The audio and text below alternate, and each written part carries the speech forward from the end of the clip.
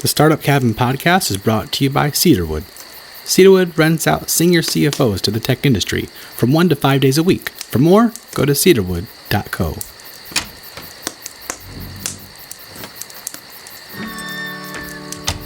Welcome to the Startup Cabin podcast, where we share great insights from European startups and investors. I'm Steve Ferris, and today you're going to be hearing from Ricky Helgesson, who is founder of Univrses. Univrses is adding positional tracking to mobile virtual reality with no cables, no expensive hardware, and no external trackers. It's just you and your legs. In our longest show to date, Shumei and Ricky are totally going to geek out as they talk about the areas that Universe can open up for exploration. It's in gaming, game development, and live entertainment, and if you love games, you're totally going to love this. So let's get into it. I'll be back at the end of this interview to wrap things up.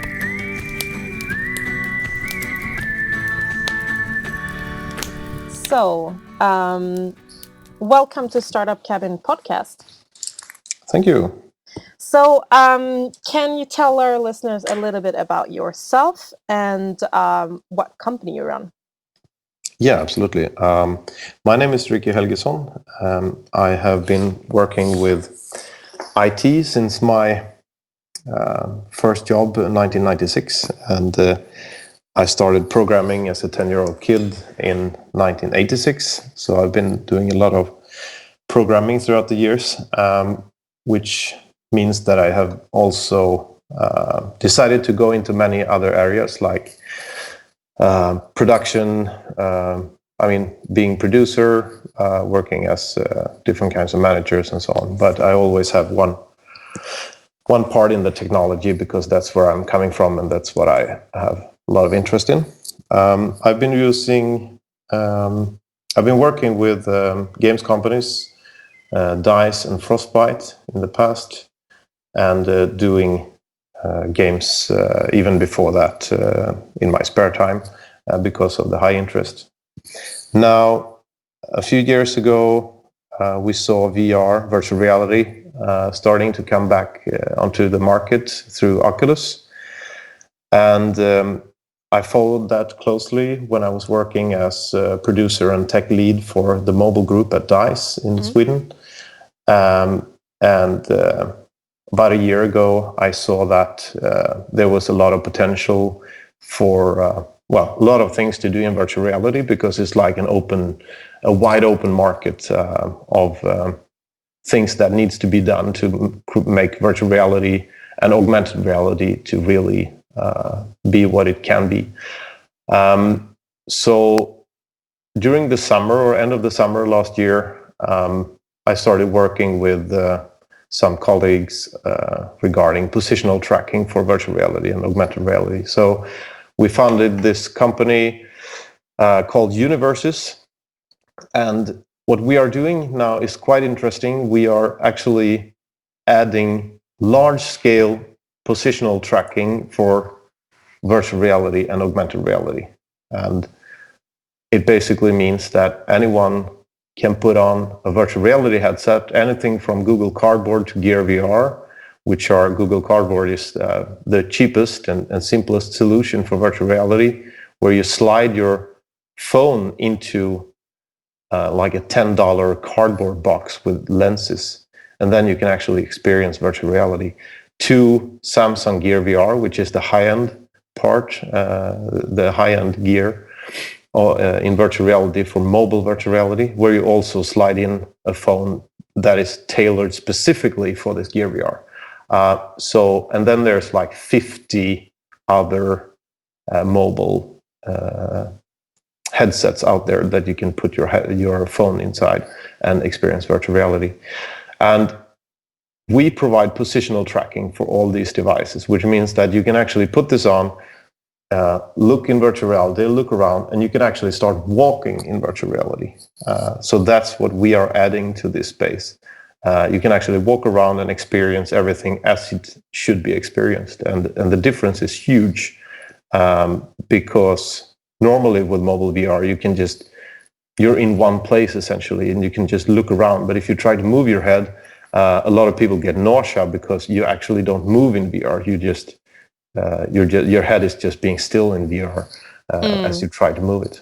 So that's what we're aiming for to become.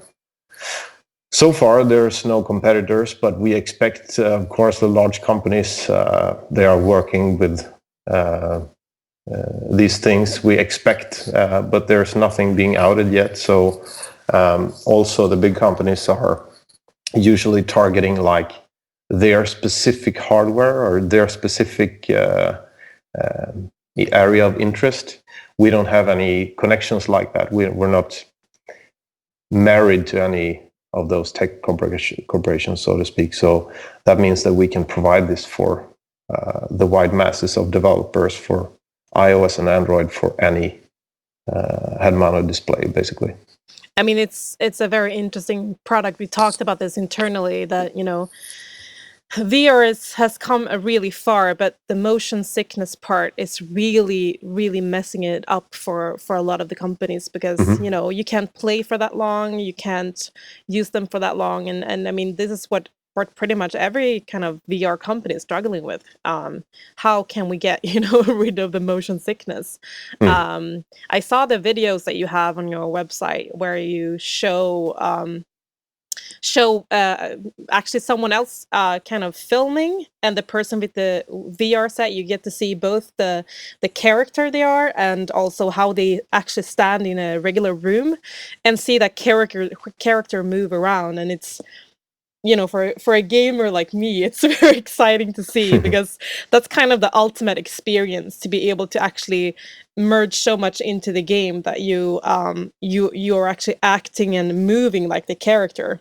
Yeah, it's amazing, and it's really creepy as well. Because it's like you can easily, you can be two persons in a room. Now I'm not talking virtual reality. You're just two people in a room. One of you put on a scary mask. You can easily scare your friend, right? Even though the person actually knows it's just you. But it's so scary when someone just suddenly looks so extremely different. And this is like taking this to another level. So it's actually really scary to play around with. It seems like the perfect setting for like horror games, that you actually your friends play like the horror, like the characters, and they can actually touch you in real life, like touch your shoulder, and you look around. It's going to be a monster. We talked about if I'm a fan of asynchronous gameplay. So we've been talking about what can be done with asynchronous gameplay in this. So since we can track any number of headsets and controllers in the same virtual experience, you can easily, one person might be this scary creature that tries to catch the other guy, and the other guy has a very limited vision, or has a flashlight that just works every now and then, or something that the one person has to just fight off the other person, and the other one is trying to catch him. It can be really, really scary. And another interesting thing is our technology works that the first thing you do is you map your environment where you want to be playing this. We call this, we create a playground. So the first thing you do is you take your phone, you walk around in the room or in the apartment or in the it can be really large spaces as well. It can even be outdoors, because our tracking is very resilient to light changes. Oh, okay. So it can be really large areas, or it can be small areas, and then you map your environment, and that's how you create your playground that the virtual reality experience will then take place in.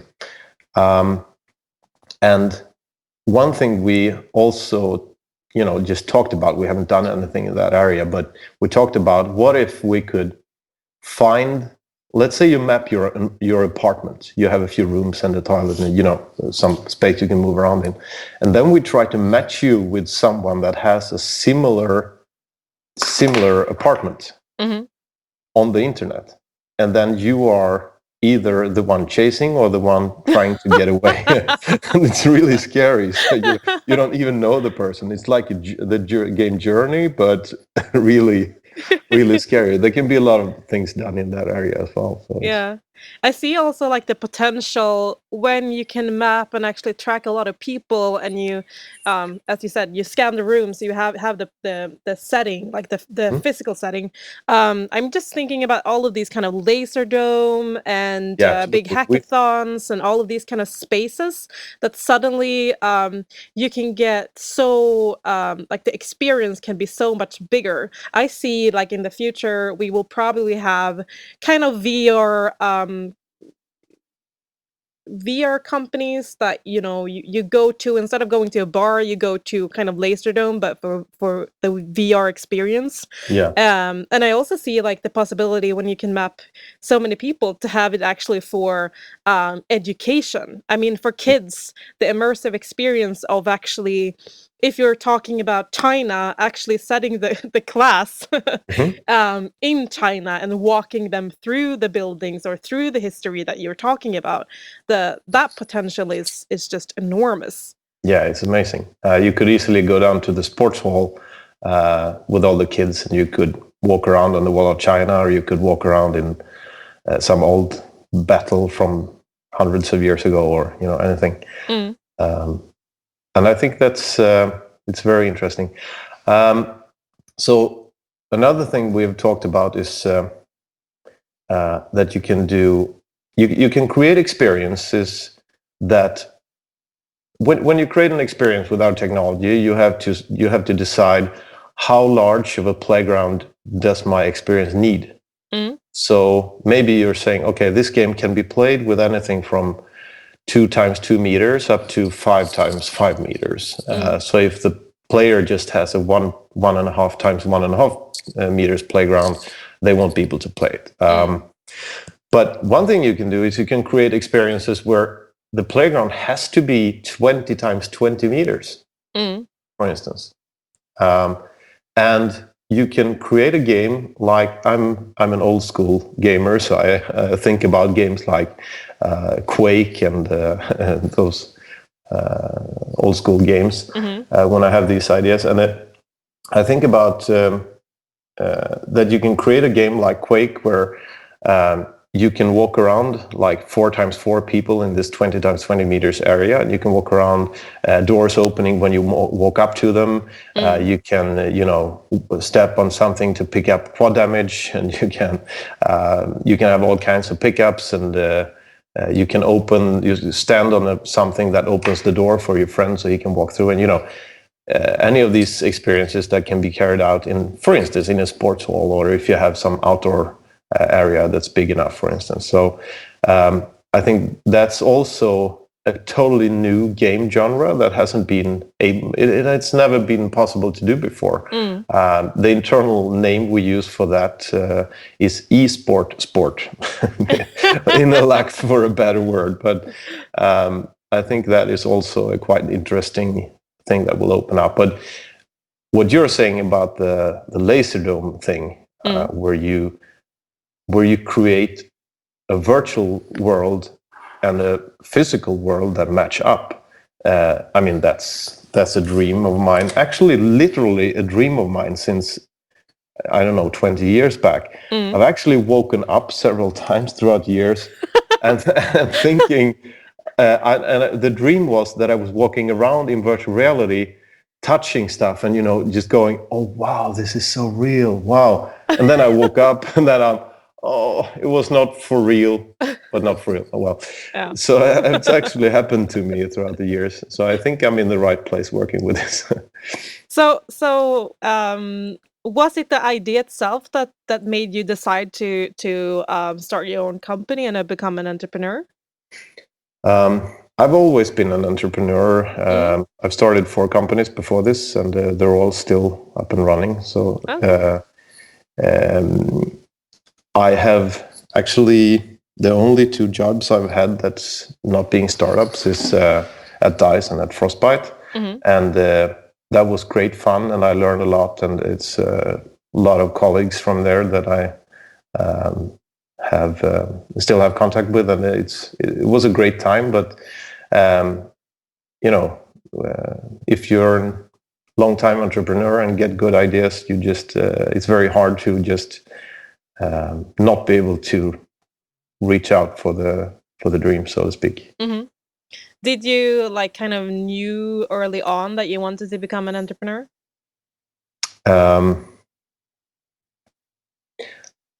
No. I think that from the beginning it was just clear to me that I would be working with computers and software, especially. Mm-hmm. Have no interest in hardware.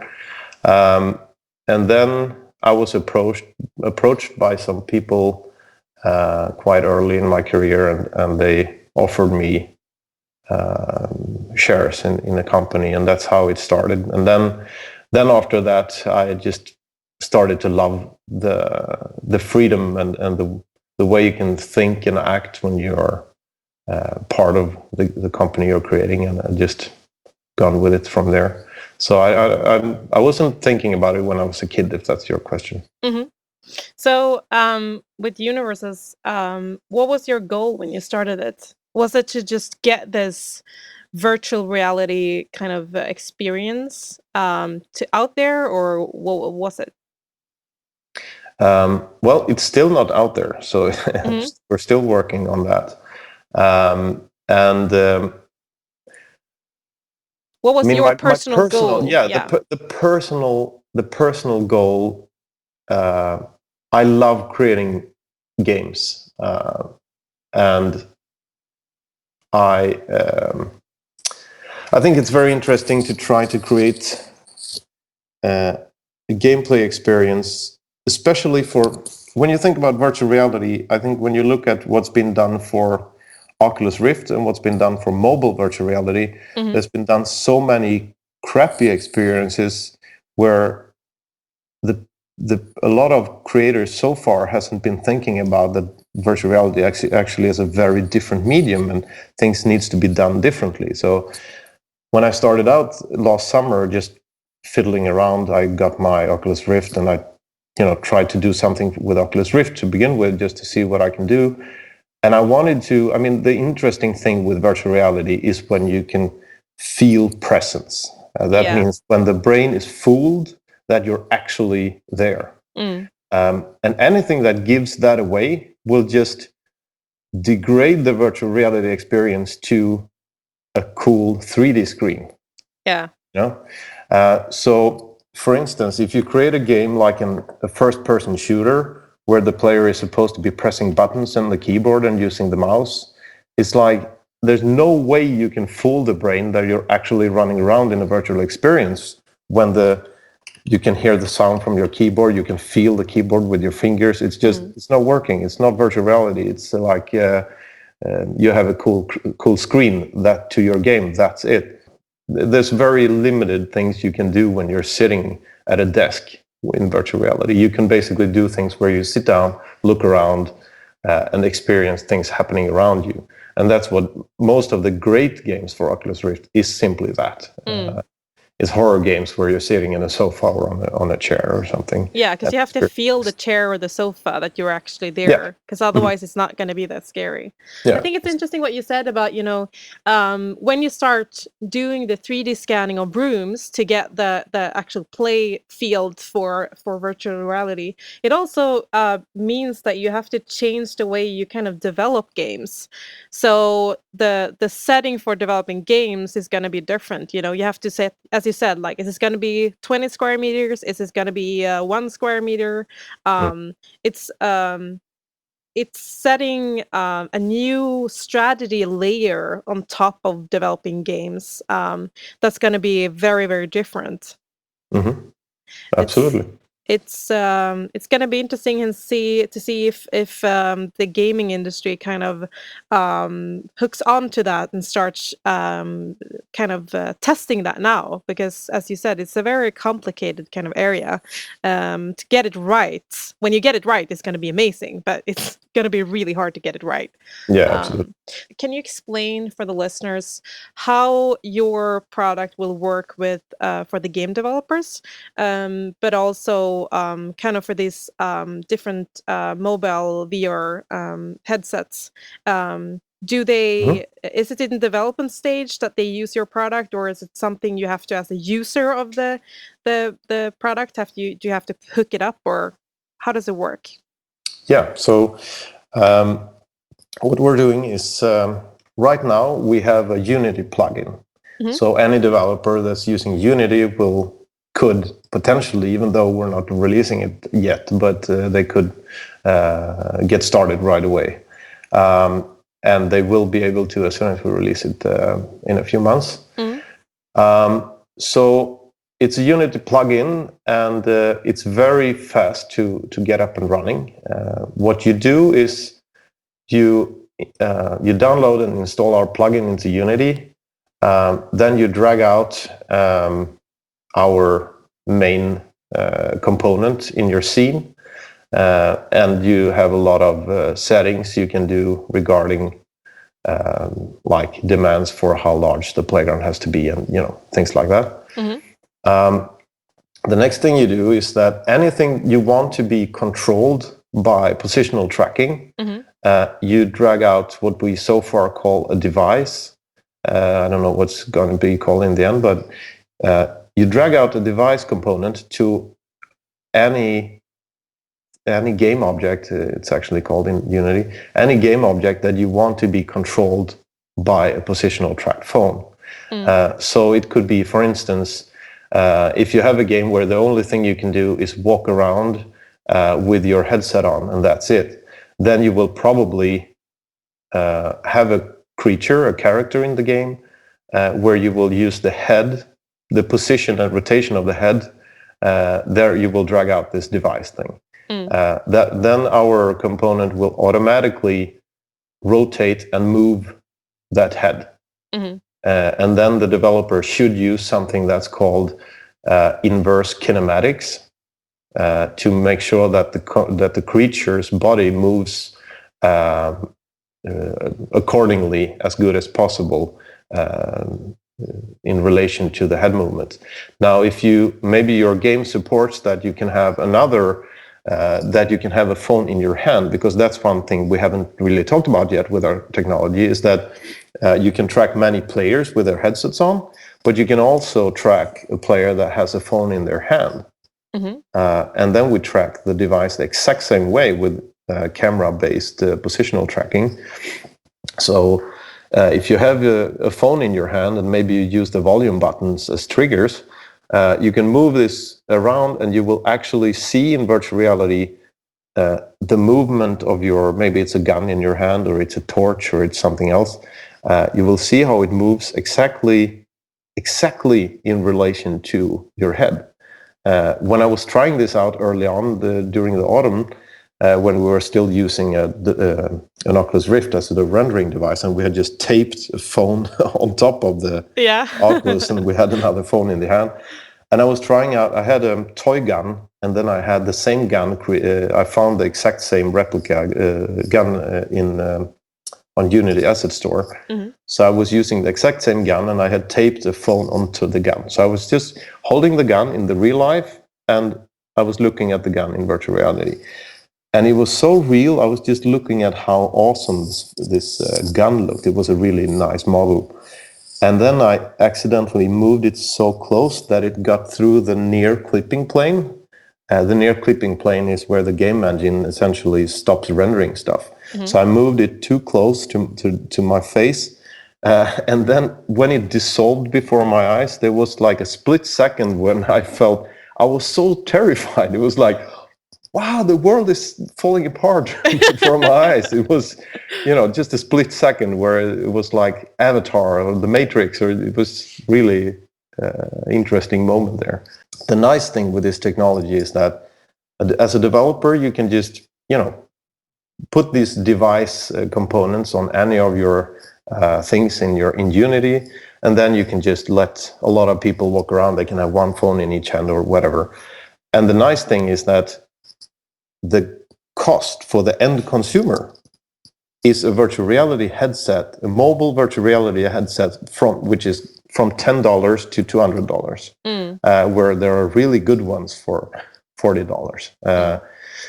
And that's the only cost they have. They have to have a decent phone, which pretty much everybody has, and you have to have a crappy phone in your hand. And I say crappy because we're not doing any rendering on the phone you have in your hand. So it can even have a cracked screen. It doesn't matter. It can be a really old Android phone you have in the drawer somewhere. And that's a very interesting thing here. I think that you can really get this super immersive experience out to potentially a billion of people, because all they have to do is pay a few dollars for a mobile virtual reality headset, which is expected to grow hugely the next 2 years. Yeah, it's much simpler than having like a set kind of headset like the Oculus, because you know how your phone works. So for the market who's not hardcore gamers, it's easier for them to kind of enter that market. It's not as kind of intimidating as having a headset that is something completely else that you haven't tried before. Yeah, and the problem with the cables. Yeah. It's creating experiences where you can walk freely and turn around the same way several times without getting entangled in the cables. That also is a big thing. And right now, the stationary mobile VR headsets will obviously have higher performance, better quality rendering for some time, because you have access to a powerful computer. If you buy a powerful computer, but still you have to buy this powerful computer, you are still entangled in cables. And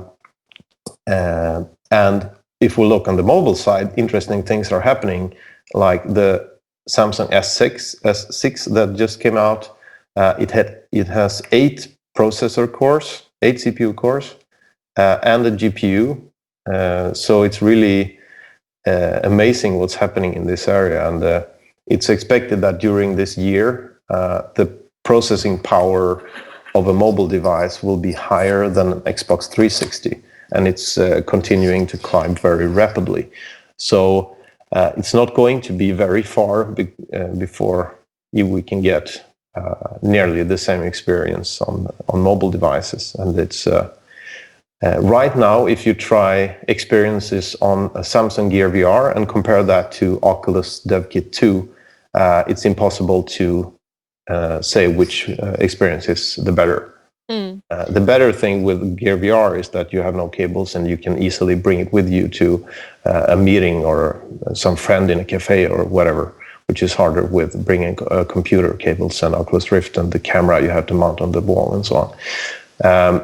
So that's why we think that mobile virtual reality has a lot of potential. Yeah, and I think it's also because if you're a gamer, what you're looking for when it comes to VR is freedom. Freedom to kind of get away from the computer, get away from sitting still and being more immersed. And then you have to actually move your body. If it's just a couch experience, then it's pretty much, the difference is not enough to buy, super expensive computers and all this equipment around it. If you can actually get the play part so easily from the mobile versions.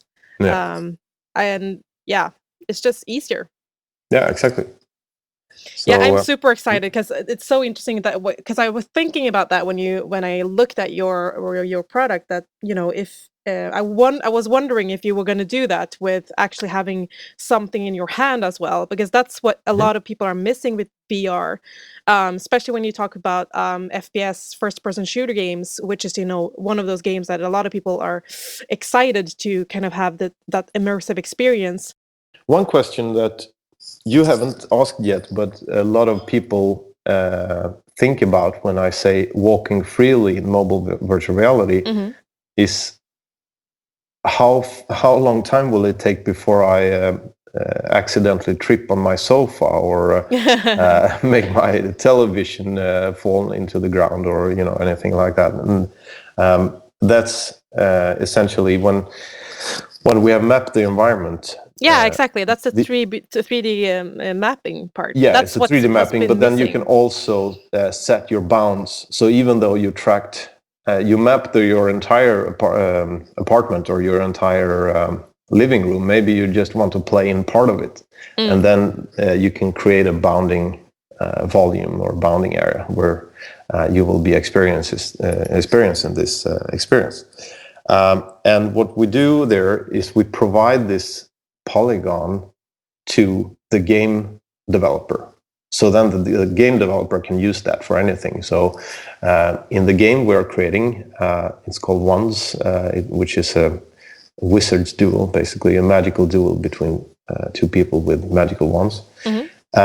Then it's like a magical aura that if you move really close to it, you will both hear and see it, so you don't try to walk past that border. But one thing we just played around with was to, as you said, create a first-person shooter where you can be several people. So you and I could be in the same virtual environment. We could help each other out, and we are standing on top of a mountain.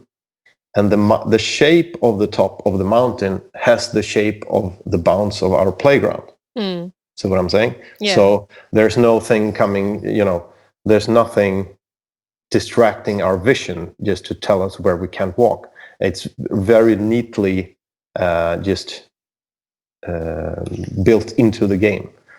So that's also something that game developers can think about, how to use the bounce polygon.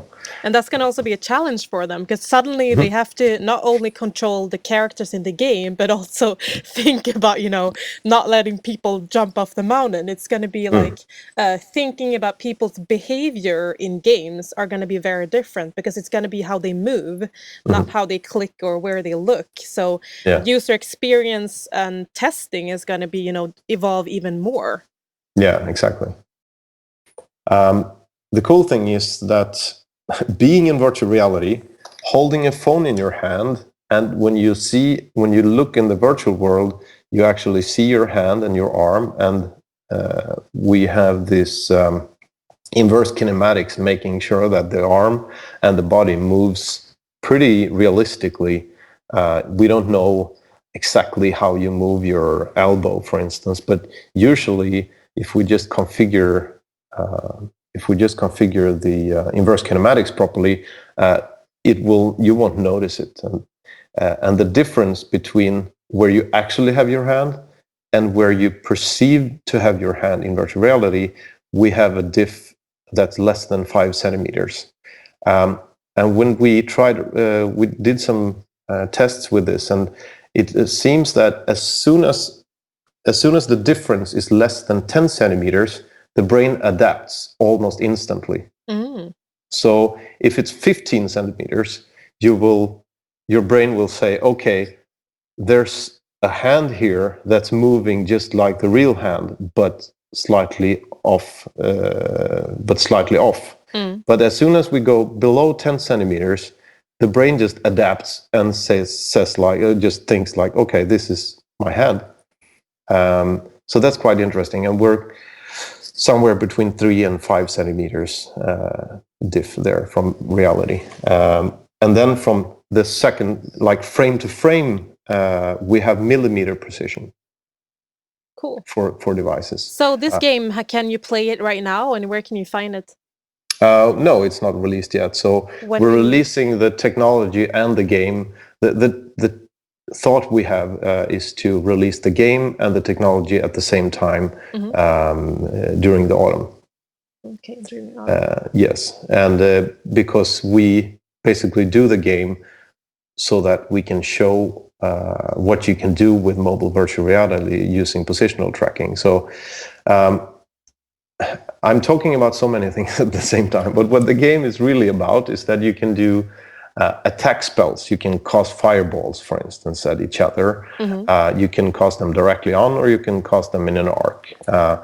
You can cast defense spells, where you have to aim your defense like a shield coming up in your wand, around your wand, and you have to hold it in the right direction to counter the attacking spell. Another interesting, very important thing to be able to move around in the world is we have teleportation spells.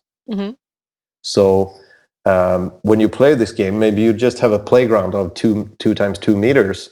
So you will be able to dodge fireballs. Maybe you don't want to spend mana on casting a defense spell when you can just jump aside, or you can just crouch to watch out for incoming projectiles. And then to be able to move around in the world making the game more interesting, we have the possibility to teleport to different places. And it's really awesome when we use the elevation. So you teleport high up on a ledge, and then as soon as you teleport and you want to fire another projectile at your friend or your foe, you have to, turn around and look down and fire at him. That's really an amazing experience because it's not flat. It's really it's immersive. Definitely. So can you tell me a little bit more about your team and who you have with you in the company and how you met? Yeah, absolutely. We are 7 people in the company. We also have a few external contractors as well. The people in the company, we have been carefully selecting people from different interests. We have one guy working with funding and being responsible for negotiating with partners, clients, suppliers, and so on. Then we have one guy doing all kind of administration, carrying out things that we decide in the leading group, and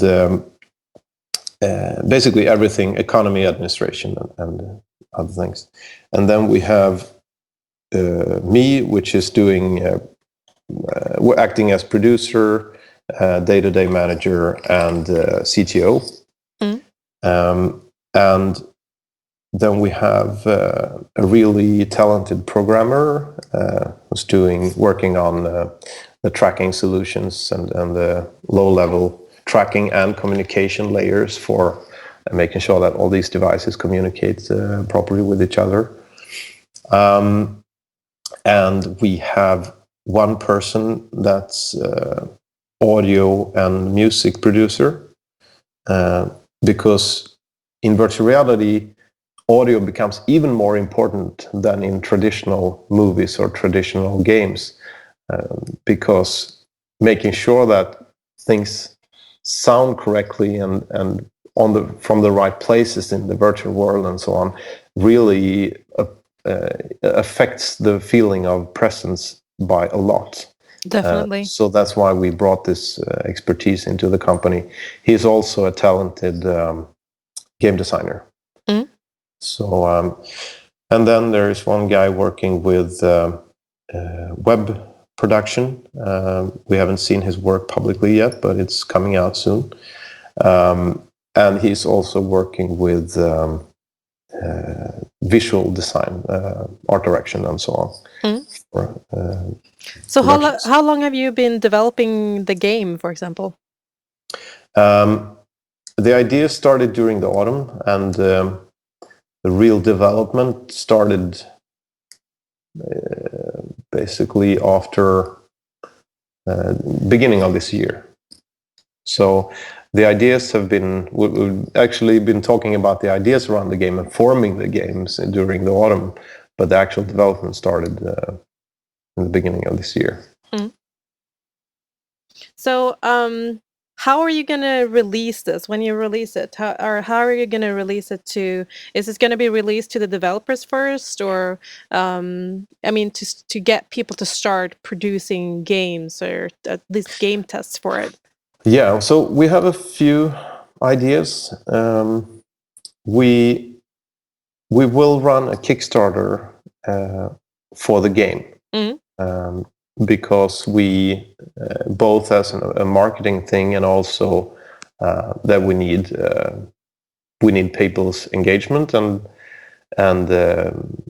putting money into helping finishing this game.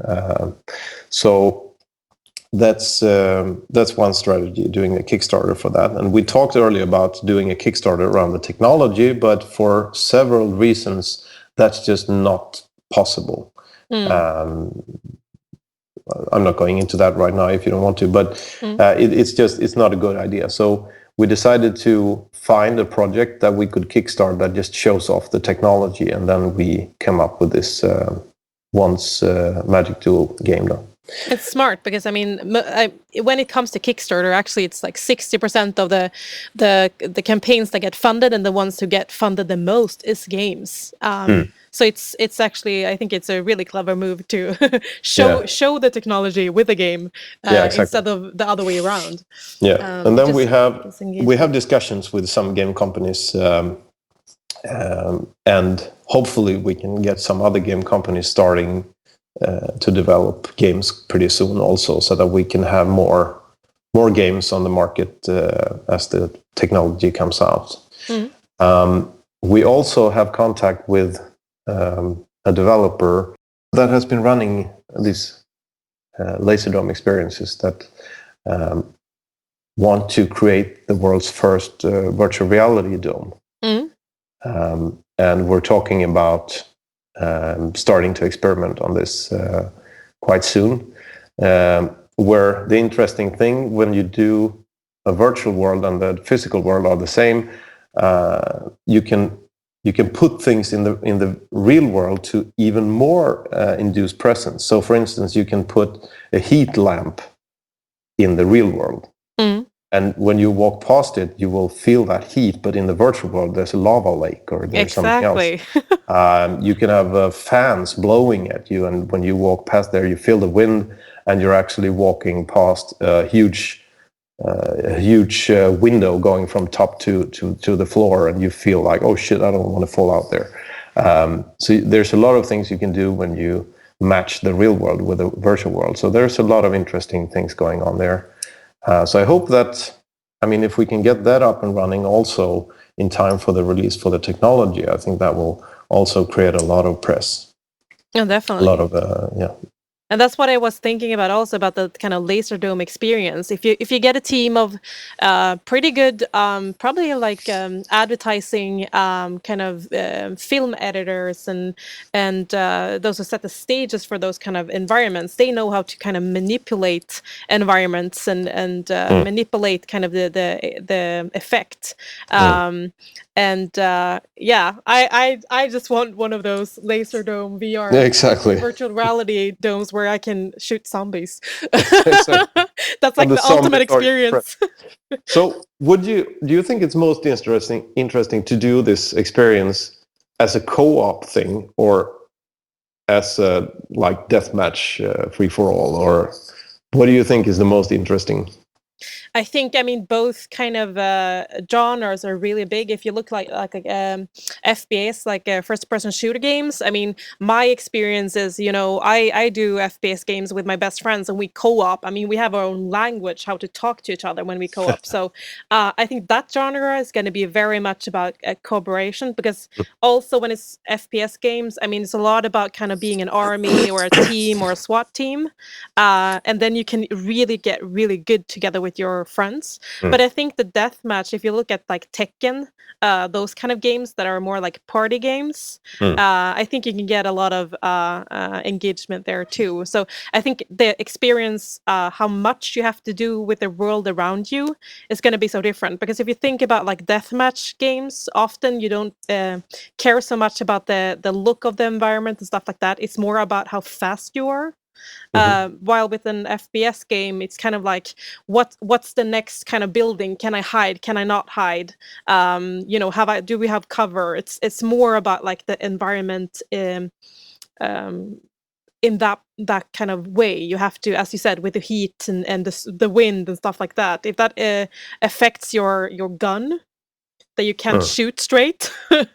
I mean, that's going to be, you know, so much fun to kind of struggle with.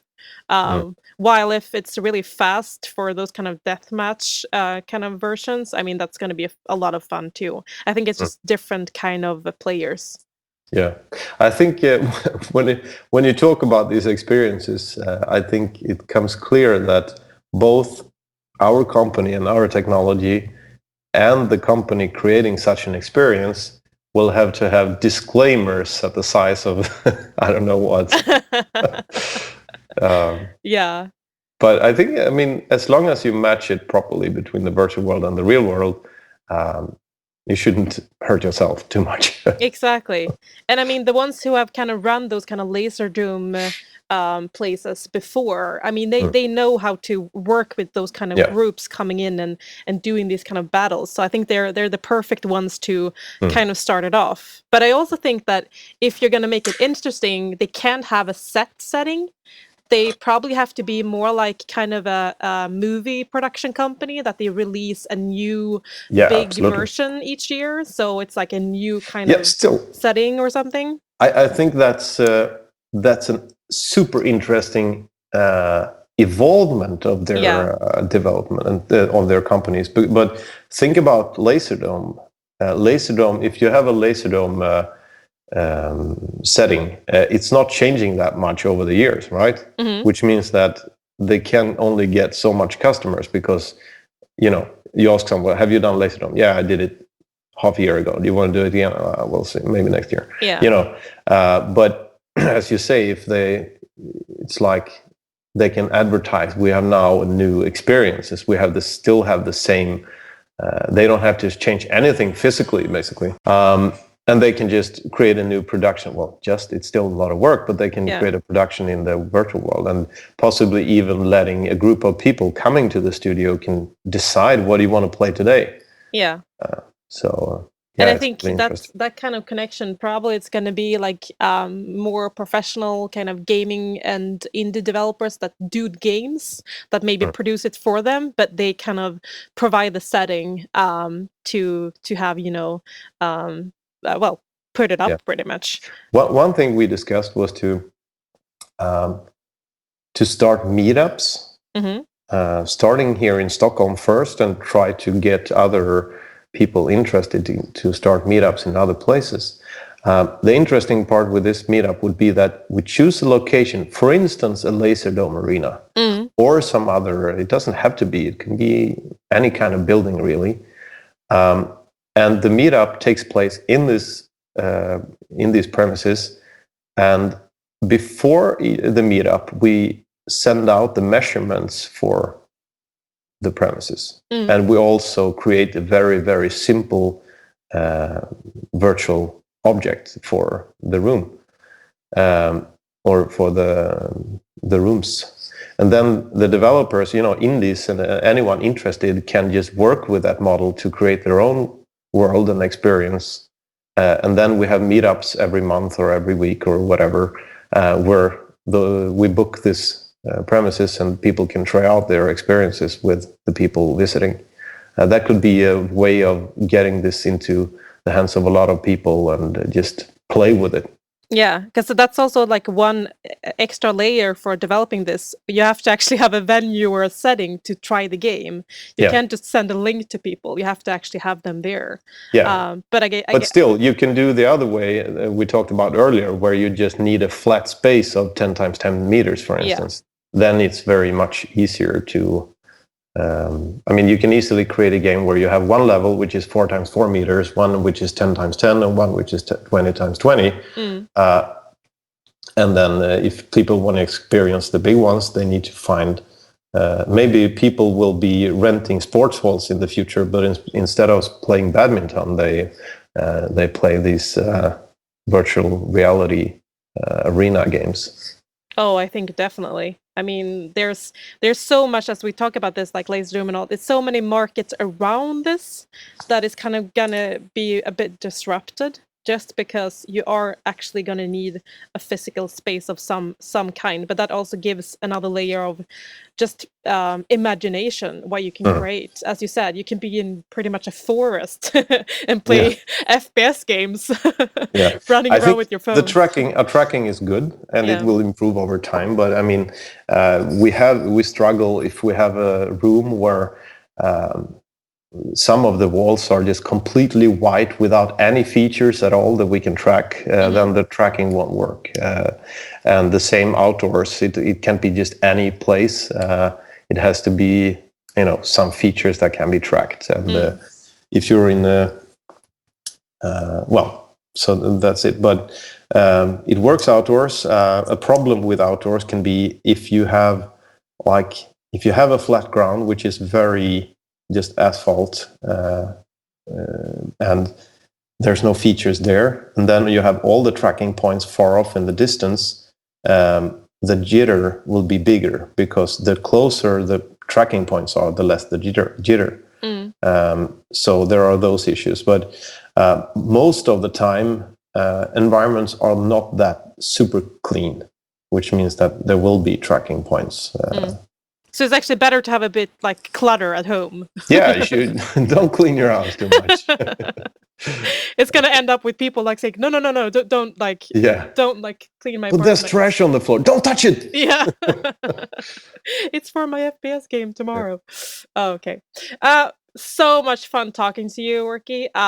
This is such an exciting area. This is actually going to be our longest episode ever, but it's so much to kind of explore in this field. So I'm really happy that you joined us today. Yeah, thank you. It's been a lot of fun, and I also think it's a very interesting area to talk about. So I could talk for probably the whole day. Great. I'm looking forward to both the Kickstarter and actually trying out the game. And thank you for joining us. Yes, thank you.